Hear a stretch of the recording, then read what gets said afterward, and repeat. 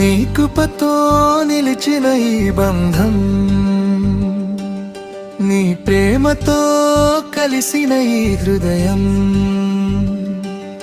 ప్రభువా నీవే మా ఆధారం, శాశ్వతంగా నీవే మా బలము.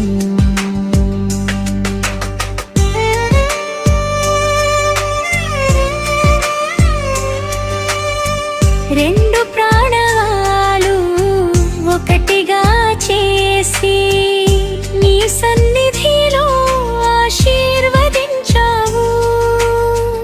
సుఖ దుఃఖాలలో చేయి పట్టి నీ మార్గంలో నడిపించావు. ప్రతి ఉదయం నీ దయతో మొదలు, ప్రతి సాయం